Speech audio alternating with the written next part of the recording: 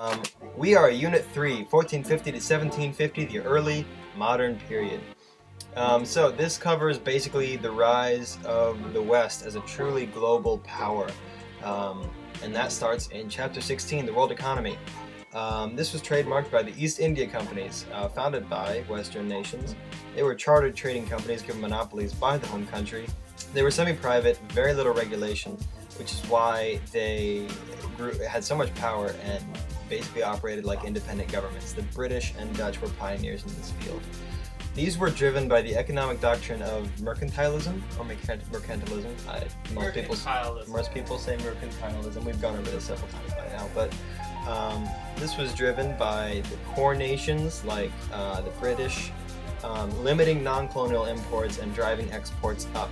This was to create a nice flow of resources out to other countries, and it led to a rise in mass consumerism and colonialism itself. All of this colonialism and conflict basically culminated in the 7 Years' War, which was between the British and French, as usual, which was an intercontinental war over colonial power. The Treaty of Paris ended it and gave Britain most of North America, so as usual, they mostly won most of that. So yeah. For Chapter 17, Transformation of the West, this was characterized by a bunch of new, really important events and developments. The Renaissance started first in Italy, in the 15th century, then Northern Renaissance, then religious upheaval like Protestantism and the Catholic Reformation, then the Scientific Revolution, absolute monarchy grew, also a backlash of parliamentary monarchy, both on differing spectrums of how much power the ruler actually had. France was a big one of absolute monarchy. The Enlightenment was the last one in the 18th century, and that led to big things like that the United States holds dear, like capitalism and feminism actually gained a little bit of a hold right there. So,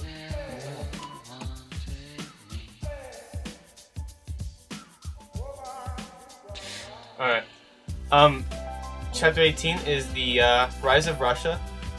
After Ivan the Terrible, there was a period called Time of Troubles, in which afterwards the Romanov dynasty took over. The Romanov dynasty was Peter the Great, and he was expansionist and focused a lot on military.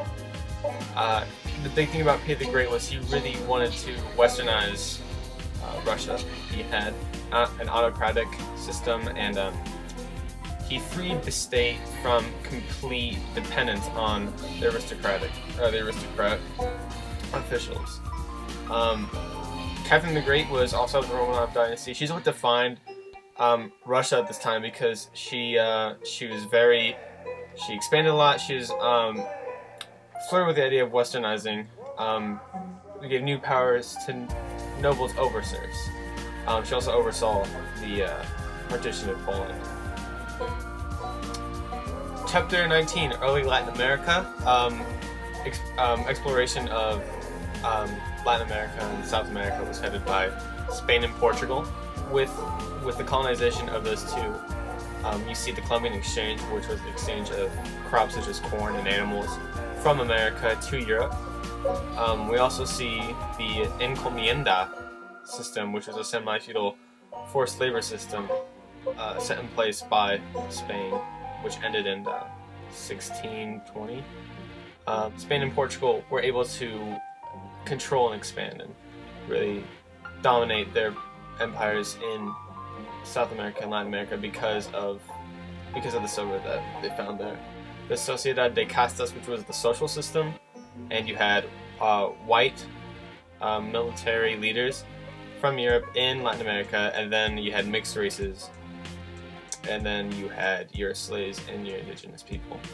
It's also important to know about the Bourbon reforms, which was headed by the Bourbon dynasty that were from Spain, and they aimed at really centralizing and strengthening government. alright, so Chapter 20, Africa and the Atlantic Slave Trade. And it started with the Portuguese. They hit the coasts with factories, which were just trading fortresses built with the consent of local rulers. This led to a big triangular trade between Africa, the Americas, and Europe, transportation of slaves, guns, raw materials, and sugar and tobacco. All of this ended in abolitionism, which was the drive, as you've heard, to end slave trade. that resulted from economic, political, religious changes in Europe itself. Chapter 21, the Muslim Gunpowder Empire, so named because gunpowder lent them a large advantage over their neighbors and helped them expand and powered some of their even political concepts.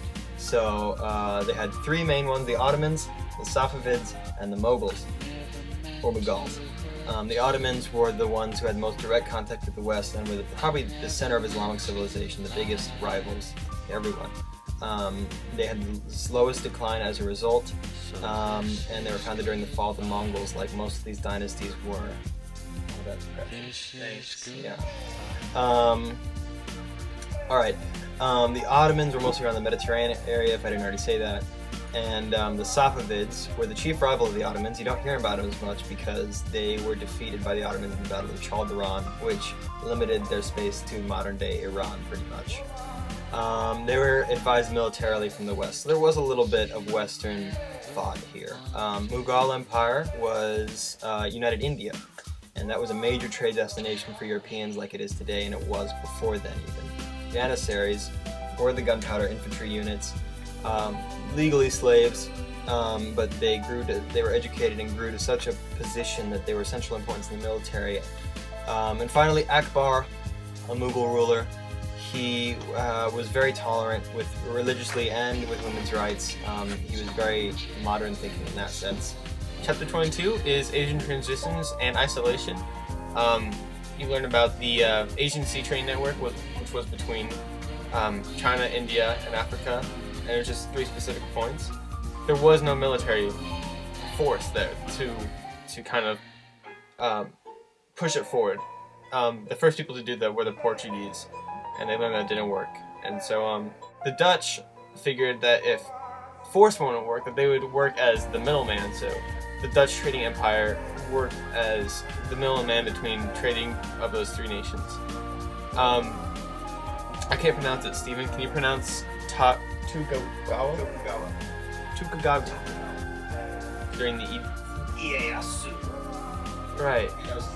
Shogunate in 1603.